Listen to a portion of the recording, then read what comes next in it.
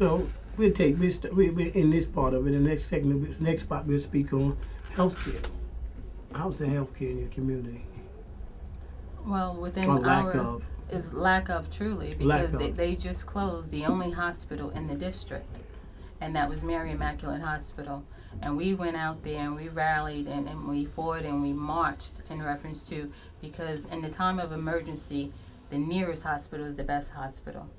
But therefore they said no, they closed it and they could go to LIJ. They was giving them money in different hospitals and things of that nature. But if you don't have any medical coverage, therefore LIJ is not going to accept you. They'll see you and they'll just take you up a few and then they'll send you on your way.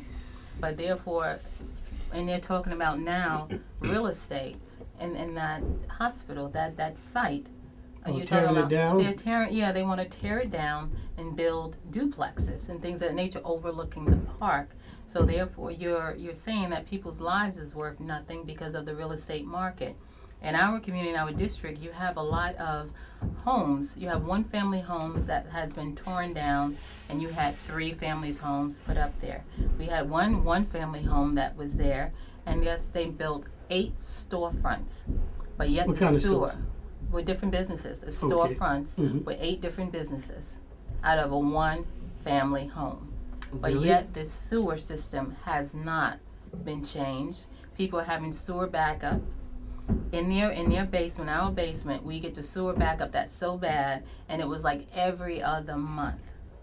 But yet you're building all of these different homes and properties on one family property, but yet you have not changed the sewer system.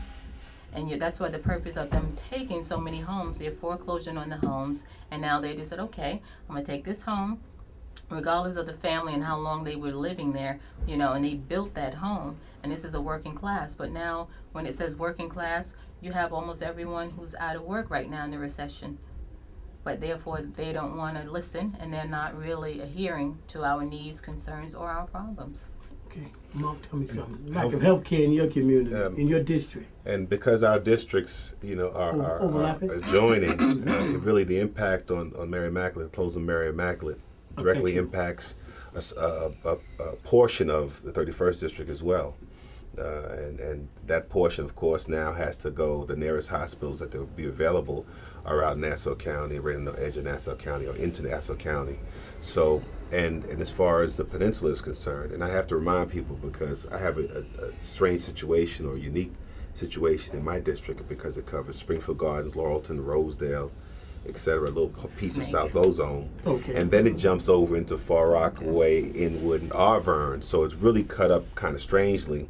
And as strangely as it is dissected, if you will, it is serviced just as strangely. So you have, in large part, a community of, could-haves, because we don't have, but could-haves, and aren't having right now, and that's in Far Rockaway. So it really is a dichotomy that's very interesting. And in Far Rockaway, in the peninsula, there is no trauma center. You have 2 hospitals there, but there's no trauma center. So for traumatic injuries, people are transported off of the peninsula, having to navigate traffic to the nearest trauma center, which is Jamaica Hospital in Queens. How far is that about? Oh, that's got to be, the commute's got to be about 6-7 miles, something to that effect. Really? Yeah, and that's a significant, and when you're talking about the traumatic injury where there's a need for an immediate Belt Parkway care, either right up the Van Wyck is, if you just say the Van Wyck and it's going to be some traffic and some complications. Of course. But imagine being transported off of the peninsula. You have a heliport on the hospital or something up there. I mean, let's be for real. If you got trauma, you don't want to be stuck in traffic. Right. And to not have a trauma center on the peninsula because it's away from what they call the mainland. I hate that phrase, but it's disconnected from the adjoining communities, and having to be able to successfully navigate traffic if you're lucky. I mean, it's a matter of life and death. Well, tell me something. And seconds are a matter of life and death. I just got a question with that. You're on a community board. How did all of this happen? Well, how did this happen? It's interesting you mentioned that about the community board. I was the chair of the public safety committee for the community board up until very recently, when I was informed by Councilman Sanders that in considering the fact that I am now running against him, that I would not be reappointed to the community board.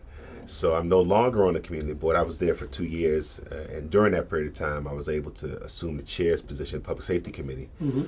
And from what I observed, there's a lot a lot of these decisions, because the community board is strictly advisory, there's no real teeth in the community board. I think it's significant that the community board is active and advises elected, et cetera, and agencies, but the bottom line is they just merely can advise.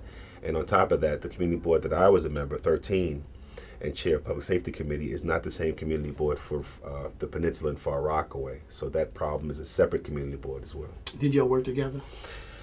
Not that I can't think of anything that there was any cohesiveness with in as far as healthcare or education. I really can't think of any time when we worked together as community boards. I don't think they're opposed to it. I don't think that they saw the board chairs perhaps. So your slot saw the that you opportunity. had, can you say possibly it was affected by your council member being that basically he sits at the top of that community board? Well, the council member, like I said, for me, the council member himself told me that he would not reappoint me to the community board. It was a political decision that he made. And this is after he found out you was running for his seat. Correct. And according to him, it was because I was running for a seat. So, I mean, there's no ambiguity behind that. It's clear what it was about and what it was for. And I understand that's the political dynamic that I don't play. I don't get into that nonsense kind of game, but I understand it. But you're definitely overqualified to be in that spot in the first place. So now they have absolutely nobody sitting in your seat. So this community loses out on a very important person in that district that was holding one of them seats. Sure, it's a vacancy. It's a vacancy now exists on the Public Safety Committee in the chair's position of the community board. But I have to remind people, like I told the councilman, I said, well, to be honest with you, in another 7 or 8 months, I'm going to be the councilman anyway, so I wouldn't be able to be on the community board. He understood. He knew that from the beginning. I think he understands that quite clearly. Okay, so we're going to come back with Ms. Hayes, and I think she has one of these experiences also with her council member. We're going to come right back after a brief message, pay some bills here.